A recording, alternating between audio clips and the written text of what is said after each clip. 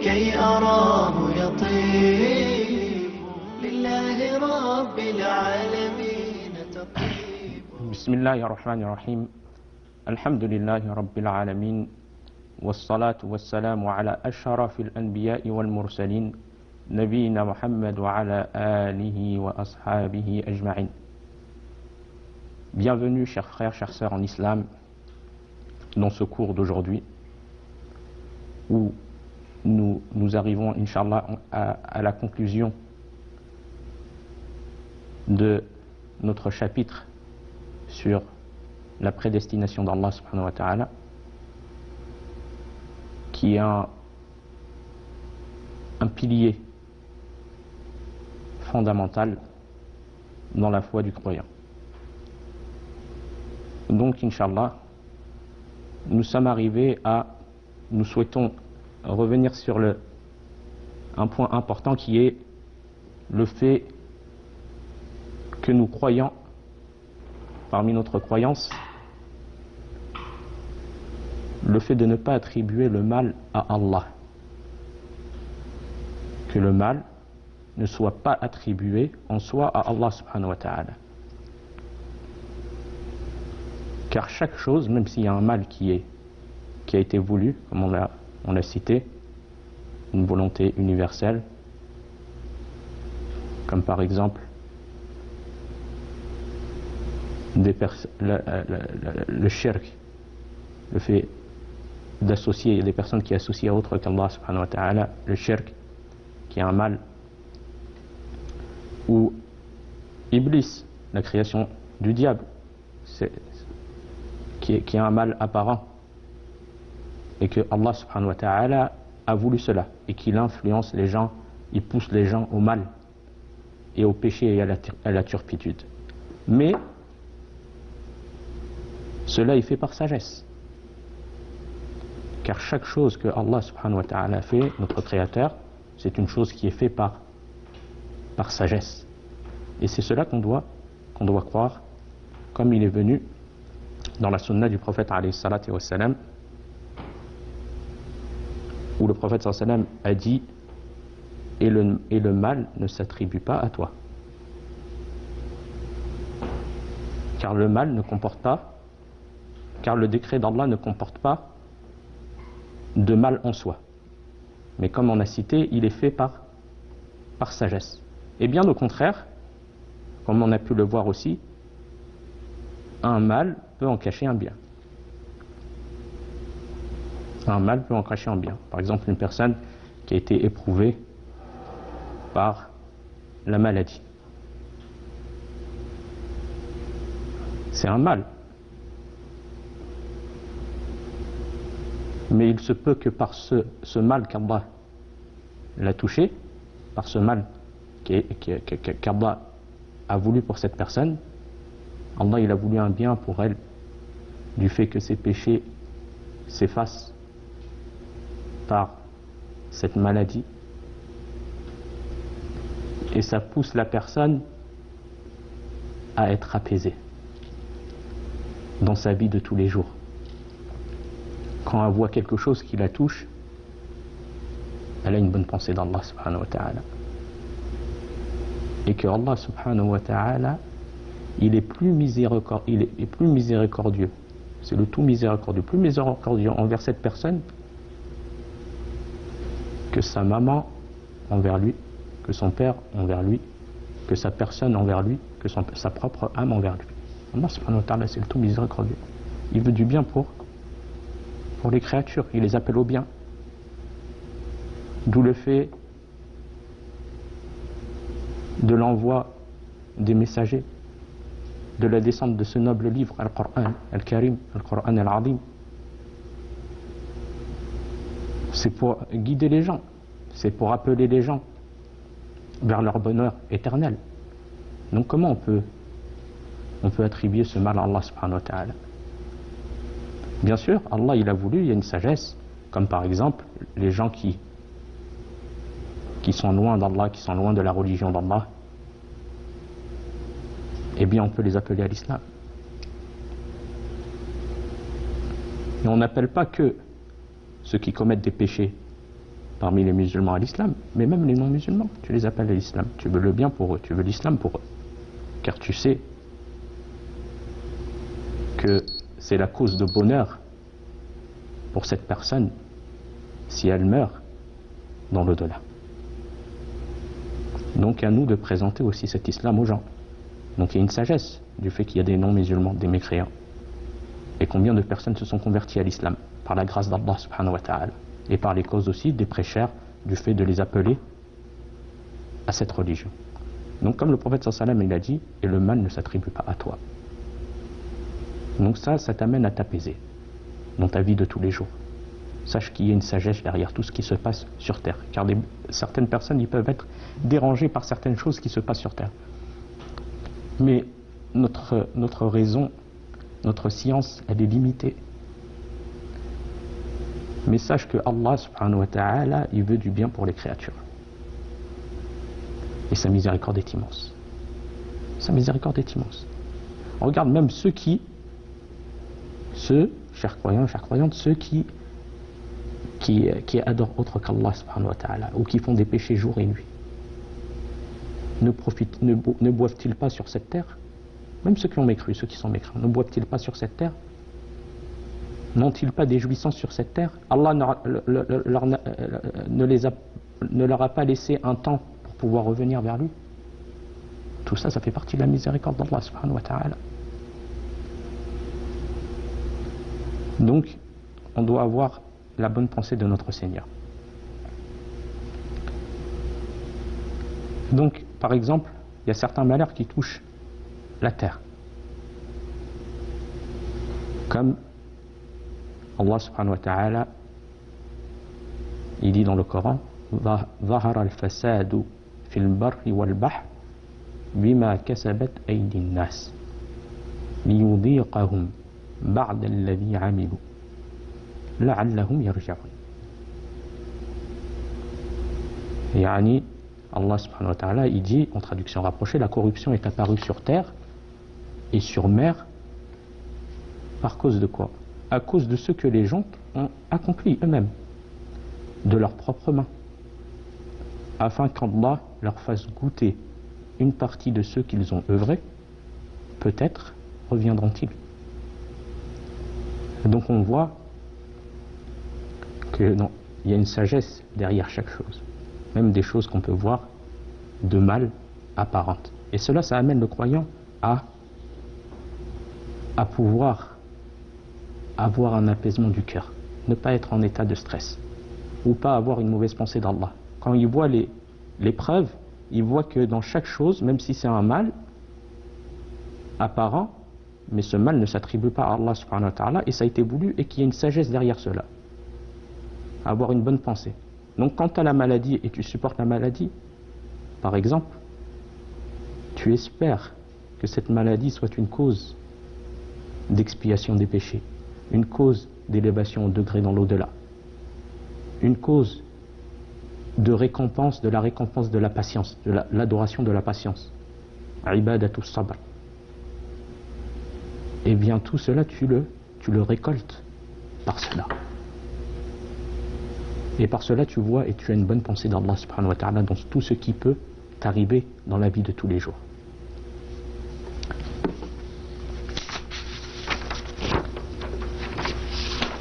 Donc, on voit que la foi au destin, à la prédestination, c'est un trésor pour le croyant. Un trésor pour lui. Une paix intérieure. Il n'est pas stressé. Il se soumet au décret d'Allah subhanahu wa ta'ala. Et il sait qu'Allah subhanahu wa ta'ala, il veut un bien pour lui. Même par, comme on a dit, un mal qui t'a touché, une maladie qui t'a touché, une chose qui a touché la terre, il pense du bien d'Allah subhanahu wa ta'ala. Et c'est comme ça qu'était le prophète alayhi salatu wa salam. C'est comme ça qu'étaient les compagnons et les pieux prédécesseurs et ceux qui les ont suivis. Donc c'est comme ça qu'on doit comprendre le destin, la prédestination, et c'est comme ça qu'on doit l'accepter et voir les choses, afin d'être apaisé. Et remercier Allah subhanahu wa ta'ala de cet islam. L'islam l'a guidé. C'est un trésor d'Allah subhanahu wa ta'ala. Le fait de comprendre l'islam et de voir que l'islam, subhanallah, c'est une religion parfaite, dont le fond est sous la forme. Et quand tu la comprends, ça te donne une clairvoyance. Tu arrives à voir clair dans ta vie de tous les jours. Et pas de prendre en mécontentement ce que les gens des fois leur arrive. Il y a des gens quand il pleut, ils sont mécontents. Il tombe malade, il est mécontent. Mais quand tu vois que tout se fait par la permission d'Allah, ça permet de t'apaiser. Et de ne pas avoir peur aussi.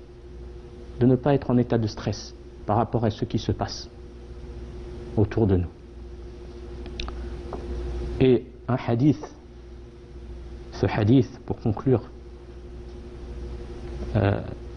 le fait de s'en remettre de s'apaiser, de s'en remettre à la prédestination et au décret d'Allah subhanahu wa ta'ala et d'en être reconnaissant,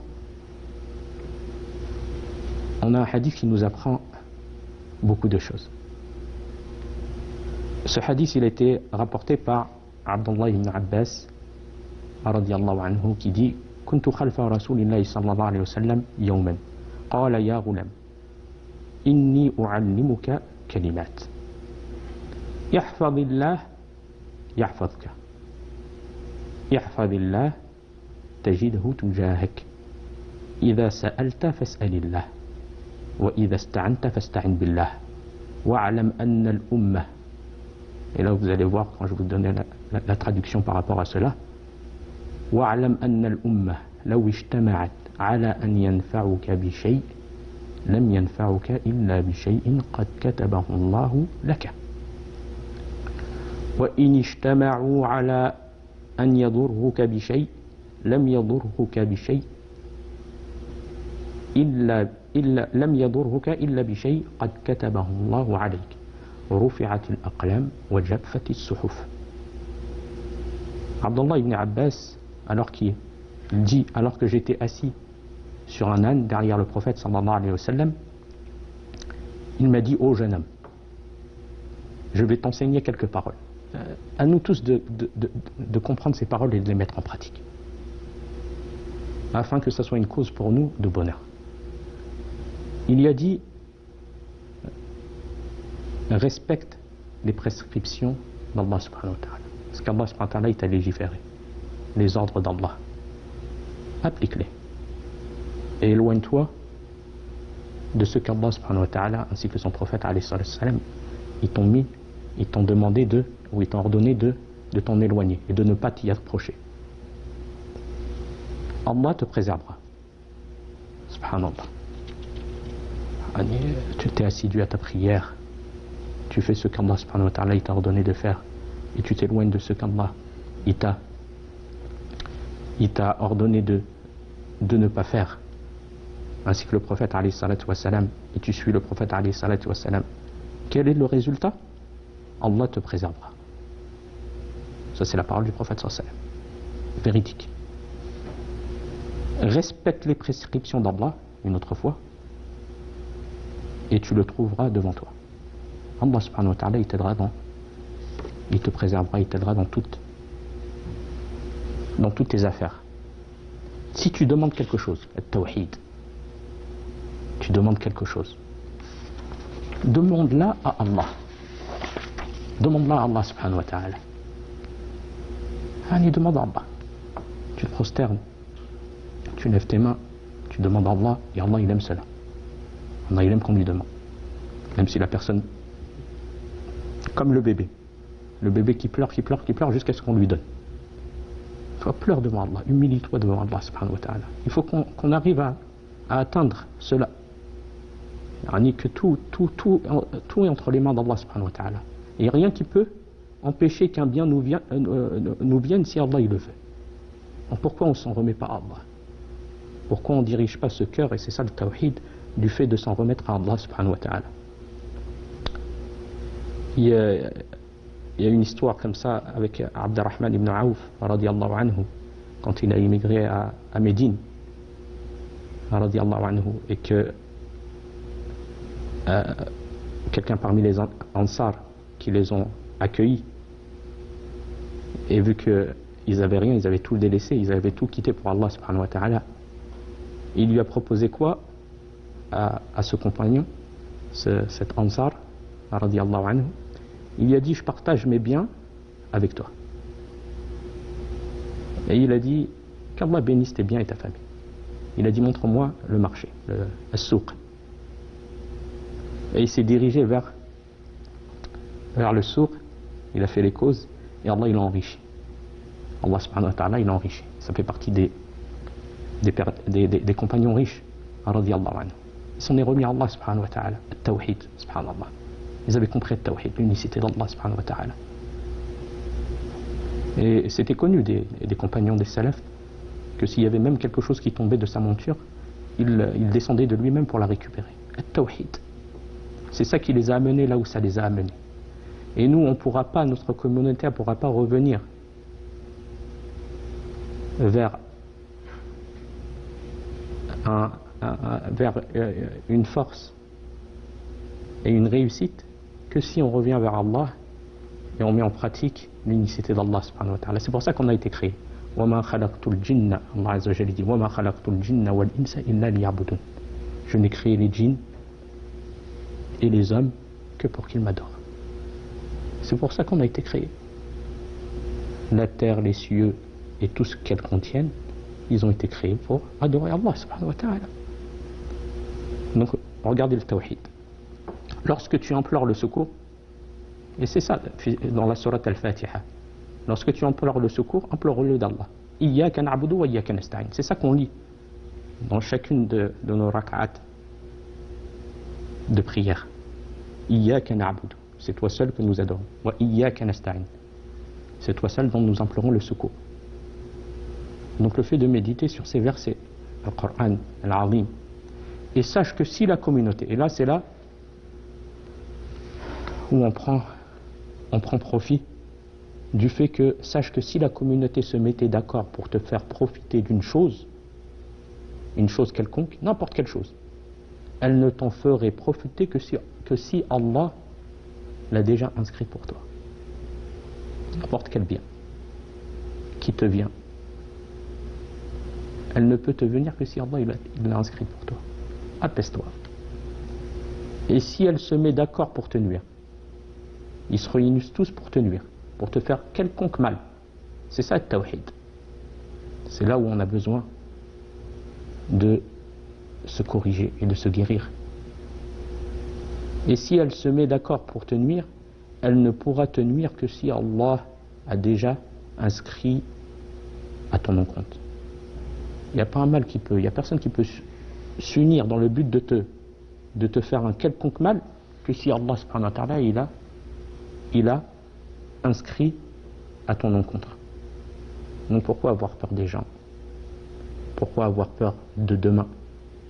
C'est vrai qu'il y a une peur naturelle par rapport à certaines choses, mais il ne faut pas qu'on exagère jusqu'à ce qu'on ne puisse plus vivre. Car certaines personnes, ils ont dépassé un stade où ils n'arrivent plus à vivre. Du fait de la peur de demain, du fait de la peur de... Là, la personne a fait les causes et elle s'en remet à Allah. Et qu'elle sache qu'il n'y a rien qui peut lui arriver comme mal, où personne ne pourra l'atteindre d'un mal que si Allah il a écrit à son encontre. Ce hadith il a été rapporté par l'imam al-Tirmidhi. Donc on remarque que tout est destiné. Et ça nous appelle à être apaisé. Maintenant, on souhaite, par rapport à ce chapitre de la prédestination, le fait qu'il nous est obligatoire de croire en cela. Il nous est obligatoire de croire en cela. Et que celui qui ne croit pas en cela, il n'est pas musulman. Celui qui ne croit pas en la prédestination ou aux autres piliers de la foi, il n'est pas musulman. C'est pour ça que Ibn Umar, il a dit, radiyallahu anhu, par celui dans la main de qui est l'âme, Allah subhanahu wa ta'ala, Ibn Umar, si l'un d'eux avait de l'or comme Uhud, la montagne d'Uhud à Médine, comme Uhud, et le dépenser ensuite dans le sentier d'Allah, Allah ne l'accepterait pas jusqu'à ce qu'il croit en la prédestination. Et le prophète sallallahu alayhi wa sallam, il a dit فَمَنْ لَمْ يُؤْمِنْ بِالْقَدَرْ خَيْرِهِ وَشَرِّهِ أَحْرَقَهُ اللَّهُ بِالنَّارِ. Le prophète sallallahu alayhi wa sallam a dit, celui qui ne croit pas au destin bon et mauvais, Allah le châtiera par le feu. Donc on est obligé, chers frères, chères sœurs en islam, de se soumettre à cette prédestination et d'être apaisé par cela, et qu'Allah subhanahu wa ta'ala nous a tout éclairé, ainsi que le prophète alayhi salatu wa salam. Wa fil khitam, on demande à Allah subhanahu wa ta'ala qu'il nous facilite une science utile et des œuvres pieuses. هذا والله أعلم وصلى الله على نبينا محمد. وللطريق كي أراه يطير